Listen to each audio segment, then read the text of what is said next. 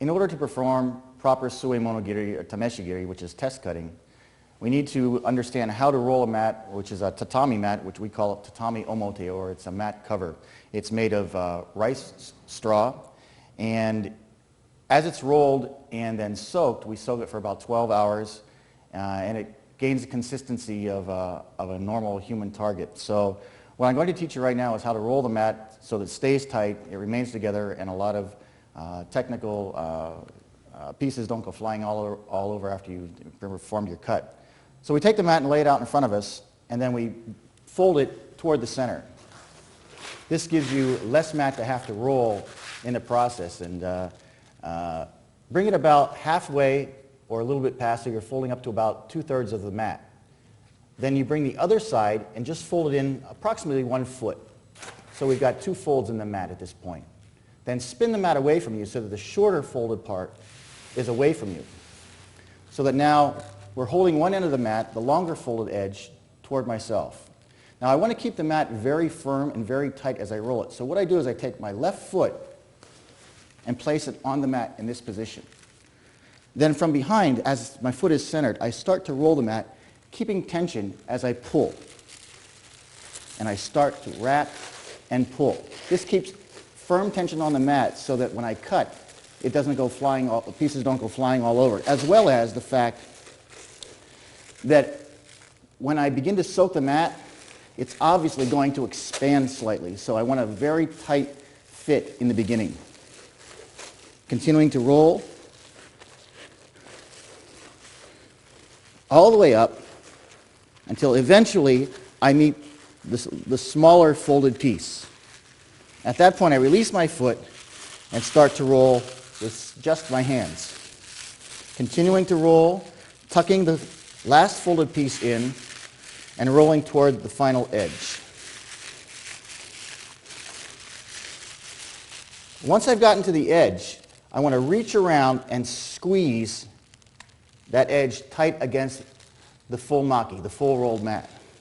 Notice as I bring it up, there are no exposed raw edges now. Everything's folded in and tight so that nothing goes flying after I cut. Then I take it and squeeze it between my knees, holding the top. The best thing to have that we found to secure the mat are rubber bands. They go on very quickly. They'll expand slightly with the mat as it's soaked. And if you have about 6 of them, it's usually very good. We usually like to use them as target areas on the mat, and we can place them where we want to. It's much easier for yourself to use that as a guide when you're creating your cuts. So just take them, double them over, create equal spaces as much as you can on the mat itself, which will give you even cuts as you begin to perform your Suemonogiri or tameshigiri test cutting. Once I get most of the one end covered, even everything up, then turn the mat over, keeping good pressure against the folded edge, and finish on the other side.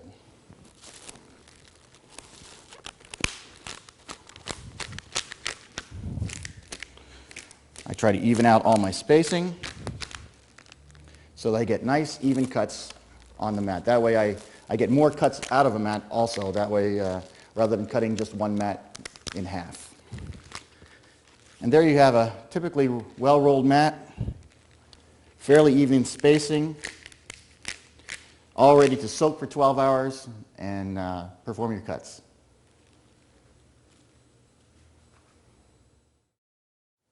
Targeting and cutting are essential to any sword technique. It's as we discussed, it's not only important that you know how to cut and where to cut, but the essentials of cutting and the physics and dynamics of the cutting are not all that difficult once they're understood. And what I'd like to do right now is just go through some of the basic strategies and physics of cutting so that you can understand how to align your body, how to extend the sword, and how to create different cuts at different levels on the wara. This was a soaked tatami.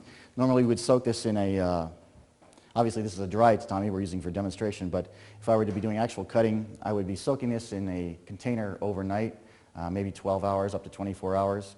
and give it a little bit tougher consistency. That way pieces don't go flying all over the floor. A wet tatami has a tendency to stay together a little better, and it does not scratch the blade, whereas a dry tatami, such as this, as the sword passes through it, although it doesn't cut any more difficult, it will scratch the blade, and it's very messy to clean up afterwards.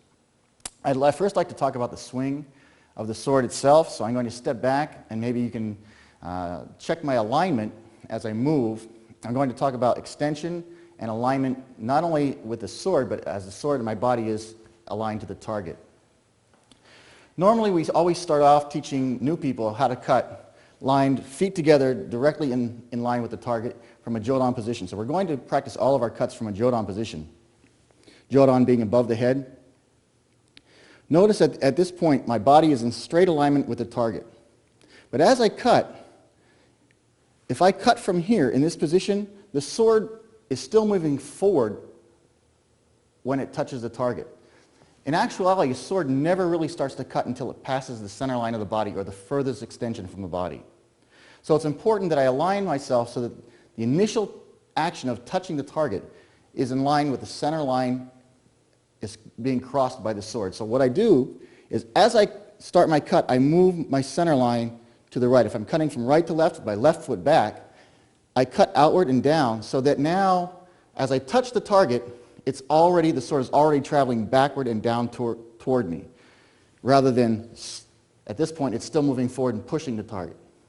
But in this position, it's pulling toward me as I perform the cut. If I cut from left to right, the opposite is true. I step off and line the target up with my left hip or just off my center line. Extension out, cutting, and now the sword is coming back to me as it starts to cut. Most people have no problem performing a first cut because it's high and the extension, the full extension, is directly out from my shoulders. Notice how much of the sword is left as I perform this cut in alignment to this side of the target.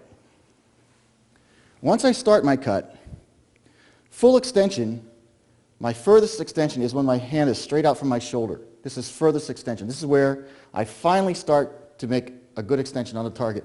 In this case, I want to have the monouchi, or the last 9 inches, being the initial cutting part of the target. This is easy to do, but what happens for most people is the further down the target they get, the less sword they have to work with. So it's not only essential that you know where to cut, but you have to align and move closer to the target with each successive cut downward.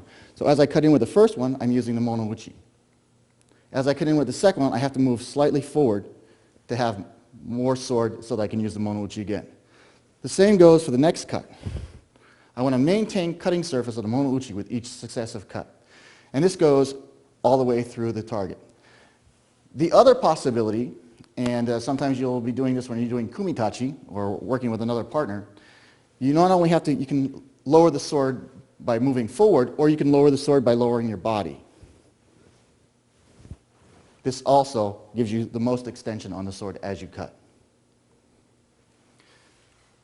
The other cut we're going to talk about, more difficult cut, is a yokouchi monji or suihei. This is a very flat cut. And we usually practice this from a position, a stance, the feet are spread, the arms are straight out from the target is just off my center line. So that as the sword passes, we're already cutting. Try not to swing the sword from the side. This is actually pushing the sword. And as I turn my body, I want to turn my entire body with the sword, extend and allow it to cut. That way, as my sword then passes the center line of my body, it's slicing. The next cut is a kiriage, or a rising cut. On a kiriage, it's essential that the sword continues to move forward through the cut. So I don't want to just come up and pull the sword back. Let me see if I can pull for you. If I pull the sword back toward me, the cut stops. In kiriage, the kisaki has to move forward to its final position as far away from the swordsman as possible. As soon as the hip retracts, the cut will stop. So if you use these basic principles in cutting, I think you'll find that your cutting will improve, your targeting will improve, and you'll have much better cuts and less chance of bending your sword.